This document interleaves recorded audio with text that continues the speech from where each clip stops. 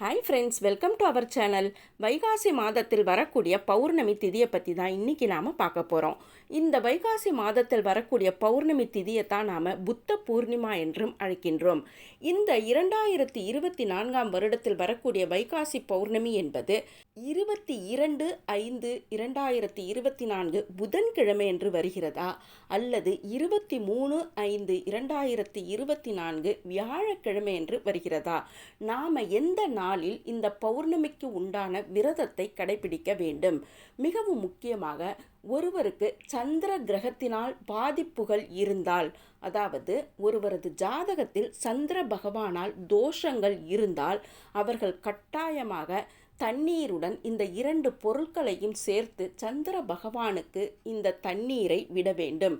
இந்த 2 பொருட்களையும் தண்ணீரில் சேர்த்து சந்திர பகவானுக்கு விடுவதினால் அந்த தோஷம் என்பது யோகமாக மாறி உங்களுடைய வாழ்க்கையில் தடைகள் இருந்தால் அந்த தடைகள் அனைத்தும் நீங்கி சந்திர பகவானின் ஆசீர்வாதத்துடன் நீங்கள் எடுக்கின்ற காரியங்கள் அனைத்திலும் வெற்றியை காண்பீர்கள்.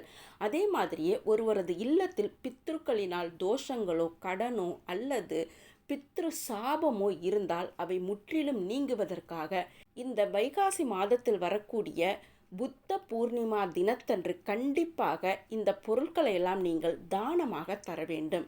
சரி, இப்போ நாம் இந்த வைகாசி பௌர்ணமிக்கு உண்டான விரதத்தை நாம் எந்த நாளில் கடைபிடிக்க வேண்டும்? சந்திர பகவானால் ஏற்படுகின்ற தோஷத்தை யோகமாக மாற்றுவதற்காக தண்ணீரில் எந்த 2 பொருட்களை சேர்த்து நாம் சந்திர பகவானுக்கு விட வேண்டும் என்றும், எந்தெந்த பொருட்களை எல்லாம் நாம் தானமாக தர வேண்டும் என்றும் பார்க்கலாம். ஒரு சிறிய வேண்டுகோள், இந்த பதிவு பிடிச்சிருந்ததுன்னா லைக் பண்ணுங்கள், ஷேர் பண்ணுங்கள், கமெண்ட் பண்ணுங்கள், மறக்காமல் சப்ஸ்கிரைப் பண்ணுங்கள். வாங்க இப்போ இந்த பதிவில் நம்ம போகலாம். இந்த வைகாசி மாதத்தில் வருகின்ற பௌர்ணமி திதியைத்தான் நாம் புத்த பூர்ணிமா என்று அழைக்கின்றோம். முடிந்தவரை இந்த வைகாசி மாதத்தில் வரக்கூடிய பௌர்ணமி திதி என்று அனைவருமே தங்களது இல்லத்தில் ஸ்ரீ சத்யநாராயண பூஜையை செய்ய வேண்டும். இந்த நாளில் நீங்கள் ஸ்ரீ சத்யநாராயண பூஜையை செய்வதினால் உங்களது இல்லத்தில் லக்ஷ்மி கடாட்சம் என்பது பெருக ஆரம்பிக்கும். மிகவும் முக்கியமாக, இந்த வைகாசி மாதத்தில் வரக்கூடிய பௌர்ணமி திதி என்பது அதீத சக்தி கொண்ட திதியாக இருப்பதினால் உங்களது இல்லத்தில் இருக்கின்ற பித்ரு கடன், பித்ரு சாபம், பித்ரு தோஷம் நிவர்த்தி ஆவதற்காக நீர்நிலைகள் இருக்கின்ற இடத்திற்கு சென்று அங்கு ஸ்நானம் செய்துவிட்டு சில வகையான பொருட்களை தானமாக தர வேண்டும். இந்த பொருட்களை எல்லாம் நீங்கள் தானமாக தருவதினால் உங்களது இல்லத்தில் இருக்கின்ற அனைத்து தோஷங்களும் நிவர்த்தியாகி அந்த இல்லத்தில் பித்ருக்களின் ஆசீர்வாதம் நிறைந்திருக்கும். சரி, இப்போ நாம் இந்த வைகாசி மாதத்தில் வரக்கூடிய பௌர்ணமி திதிக்கு உண்டான விரதத்தை 22/5/2024 புதன்கிழமை என்று கடைபிடிக்க வேண்டுமா அல்லது 23/5/2024 வியாழக்கிழமை என்று கடைபிடிக்க வேண்டுமா என்று பார்க்கலாம். இந்த 2024 வருடத்தில் வரக்கூடிய வைகாசி பௌர்ணமியானது 22/5/2024 புதன்கிழமையன்று மாலை 6:45 மேல்தான் ஆரம்பமாகிறது. அதாவது பௌர்ணமி திதி என்பது 22ஆம் தேதி மாலை 6:45 மேல்தான் ஆரம்பம் ஆகிறது. இந்த பௌர்ணமி திதி என்பது 23/5/2024 வியாழக்கிழமை இரவு 8 மணி அளவில் முடிவடைகிறது. ஆகவே இந்த வைகாசி பௌர்ணமிக்கு உண்டான விரதத்தை நாம் 23/5/2024 வியாழக்கிழமை என்றே கடைபிடிக்க வேண்டும். இந்த நாளில் நீங்கள் விரதத்தை மேற்கொண்டு உங்களது வீட்டில் ஸ்ரீ சத்யநாராயண பூஜையையும் செய்து அவருடைய ஆசீர்வாதத்தையும் பெற்றுக்கொள்ள வேண்டும். மிகவும் முக்கியமாக, இந்த வைகாசி மாதத்தில் வரக்கூடிய பௌர்ணமி திதி என்று சிவபெருமானுடன் பார்வதி தாயாரையும் சேர்த்து வைத்து நீங்கள் பூஜை செய்து அவர்களுடைய ஆசீர்வாதத்தையும் பெற்றுக்கொள்ள வேண்டும். சரி, இப்போ நாம் இந்த வைகாசி பௌர்ணமி தினத்தன்று உங்களது இல்லத்தில் இருக்கின்ற தோஷங்கள் அனைத்தும் நிவர்த்தி ஆவதற்காக எந்தெந்த பொருட்களை எல்லாம் தானமாக தர வேண்டும் என்று பார்க்கலாம். உங்களது இல்லத்தில் பித்ரு கடனோ, பித்ரு தோஷமோ, பித்ரு சாபமோ இருந்தால் கண்டிப்பாக காரிய தடைகள் என்பது தொடர்ந்து இருந்து கொண்டே இருக்கும். நீங்கள் எந்த காரியத்தில் கை வைத்தாலும் அந்த காரியம் நடைபெறாமல் பாதியிலேயே நின்றுவிடும். ஏதாவது ஒரு காரியத்தை நீங்கள் செய்ய வேண்டும் என்று நினைப்பீர்கள். அது வீடு கட்டுவதாக இருக்கலாம், அல்லது நிலம் பிரச்சனையாக இருக்கலாம், அல்லது ஏதாவது ஒரு தொழில் சம்பந்தப்பட்ட பிரச்சனையாக இருக்கலாம். எந்த ஒரு வேலையை நீங்கள் எடுத்தாலும் கண்டிப்பாக அதில் தடங்கள் என்பது இருக்கும். இந்த தடங்கள் இருந்தாலே மிகவும் முக்கியமான காரணம் என்பதே பித்ருக்களின் தோஷம்தான். இந்த பித்ருக்களின் தோஷத்தை பித்ருக்களின் ஆசீர்வாதமாக மாற்றுவதற்காகத்தான் இந்த வைகாசி பௌர்ணமி தினத்தன்று நீர்நிலைகள் இருக்கின்ற இடத்திற்கு சென்று ஸ்நான் செய்துவிட்டு இந்த பொருட்களை எல்லாம் நீங்கள் தானமாக தர வேண்டும். வெல்லம், பச்சரிசி, பால், கல் உப்பு.